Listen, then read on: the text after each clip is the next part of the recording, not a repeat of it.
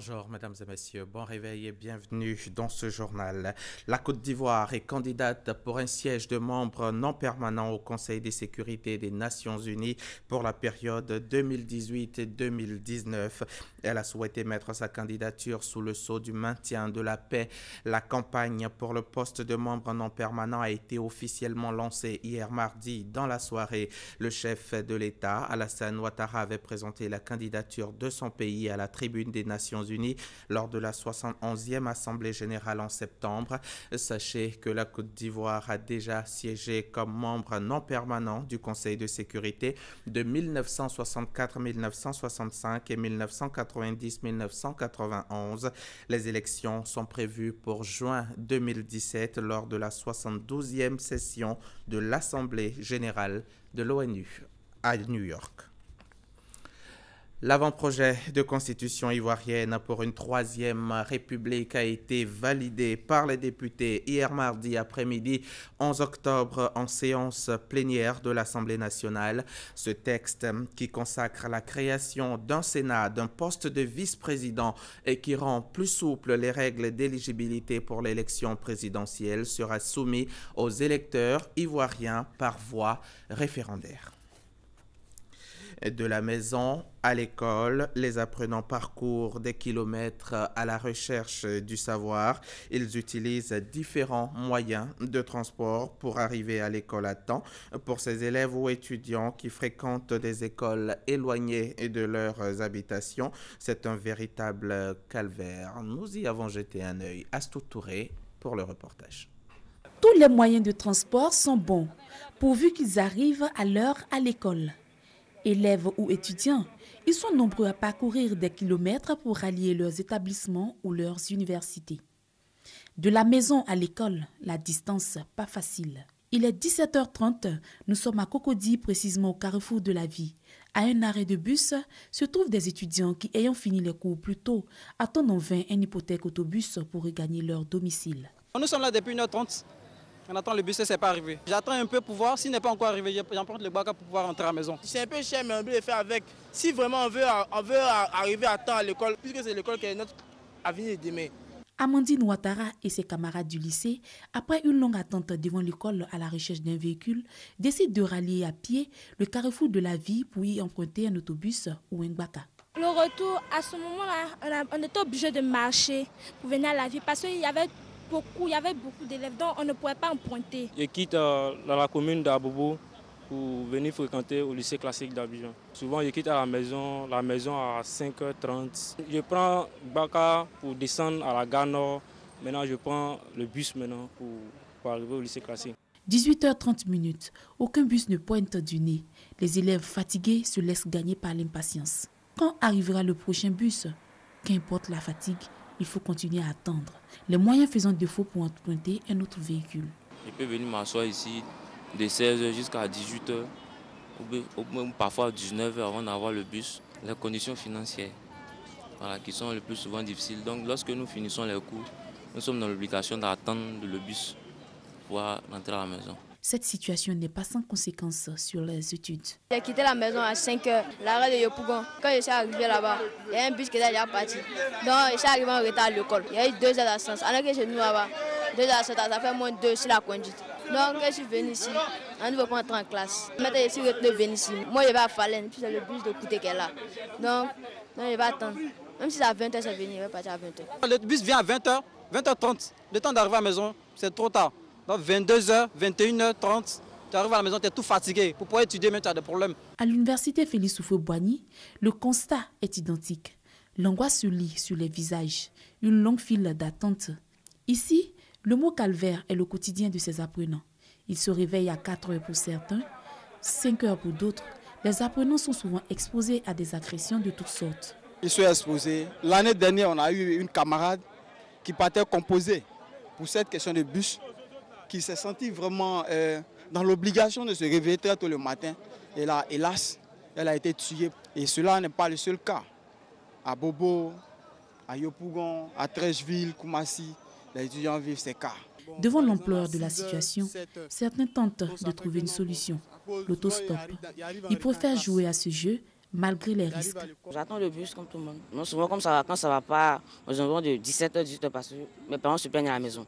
Donc, je vais en projet à la vie, il laisse la liberté, puis je marche par la maison. Je fais de l'autostop souvent, quand ça ne va pas en tout cas. Quand je n'ai pas d'argent pour porter, je fais de l'autostop. Élèves ou étudiants, tous n'ont qu'un rêve, celui de voir ce calvaire prendre fin. Ils proposent que le gouvernement mette à leur disposition un véhicule spécialement pour leur transport. En bref et en image, le directeur de cabinet du ministre de l'Enseignement supérieur et de la Recherche scientifique était face aux journalistes, les journalistes nationaux, ce mardi 11 octobre. Hassan Thiam est venu donner les résultats définitifs du brevet de technicien supérieur BTS session 2016. Il ressort de son point de presse qu'après les délibérations du jury des réclamations, 26 511 candidats sur 46 118 ont été déclarés admis, soit 58,67% de taux de réussite. Les 3 et 4 octobre dernier s'est tenue à Cocody la 3e édition du Working Planet, le rendez-vous de l'emploi, des carrières et des opportunités de rencontre entre entreprises ayant des postes à pourvoir et candidats à la recherche d'un emploi. Ce forum est également le lieu pour les chefs d'entreprise de découvrir toutes les solutions pour faire évoluer leurs différentes entreprises. On en parle avec Pargassoro Kodé. Jeunes diplômés, candidats à la recherche d'un emploi et salariés désireux de changer d'orientation professionnelle. Tous présents à la 3e édition du Working Planet, le rendez-vous de l'emploi, des carrières et des opportunités de rencontre entre entreprises ayant des postes à pourvoir et candidats à la recherche d'un emploi.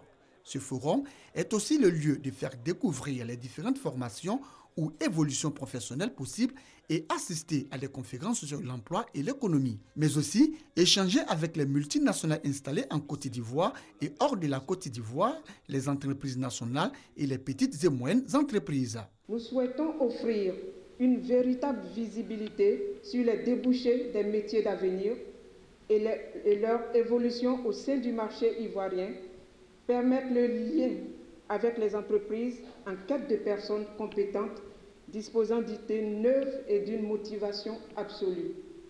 L'un des plus grands défis auxquels la Côte d'Ivoire doit faire face constitue le chômage, le sous-emploi et surtout l'emploi précaire.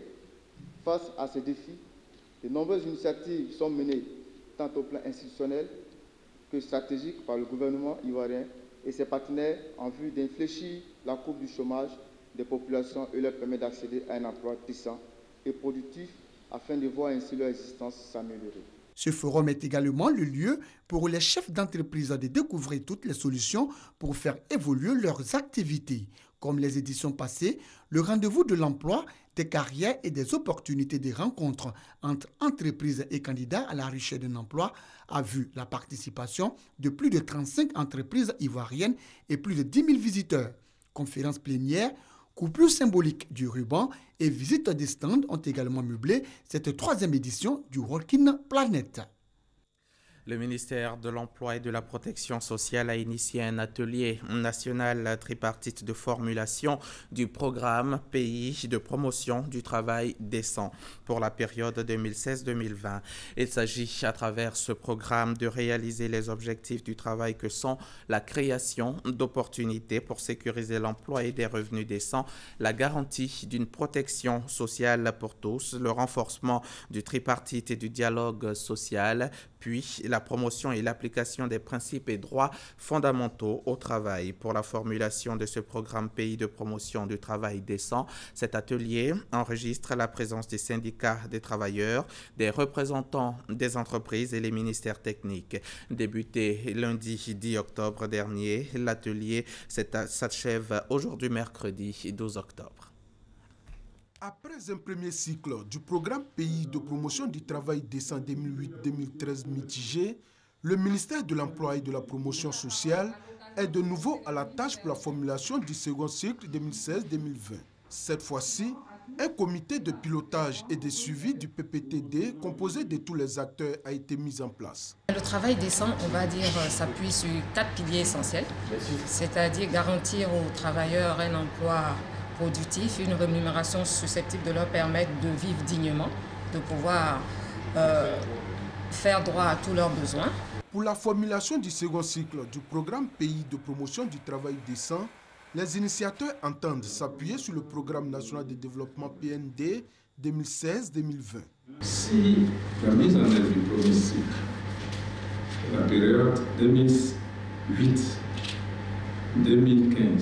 n'a pas connu tous les résultats escomptés, c'est parce que, comme vous le savez, le pays était encore dans une période de tourmente. Et maintenant que le train ivoire est sur la voie de l'émergence, vous pouvez être assuré qu'avec ces éminentes crises ici présentes, nous allons formuler cette fois-ci un programme qui sera tenu dans toutes ses composantes. La représentante du directeur pays de l'Organisation internationale du travail, Sophie Konenk, souligne que cette rencontre est importante parce qu'elle s'inscrit dans le processus de construction du programme de coopération entre le BIT et la Côte d'Ivoire. Afin de produire de l'impact, le PPTD doit être focalisé sur un nombre limité de priorités et articulé autour de résultats spécifiques, mesurables, réalisables et délimités dans le temps. Ouvert le lundi 10 octobre, cet atelier national tripartite de formulation du programme Pays de promotion du travail décent 2016-2020 s'achève ce mercredi 12 octobre. Reportage signé Herman Niamia. Direction Agboville, où la délégation régionale du Conseil du Café Cacao a organisé une double cérémonie. Il s'agit des journées nationales cacao et chocolat éclaté et la cérémonie officielle de lancement de la campagne Café Cacao au titre de l'année 2016-2017. L'objectif est de mettre les acteurs de la filière Café Cacao en jambes pour une campagne agricole réussie. Honorine Agnégori. Les journées nationales du café et du cacao étaient à leur 3e édition. Cette année, elles ont été célébrées à l'instar d'Abidjan et des 12 autres délégations régionales du Conseil du café cacao dans la délégation régionale de la Niébitiassa et de la Mé. Cette cérémonie a été marquée par une séance de dégustation de produits faits à base de cacao pour montrer aux Agbovillois l'importance du cacao dans l'économie ivoirienne et surtout sur la santé humaine.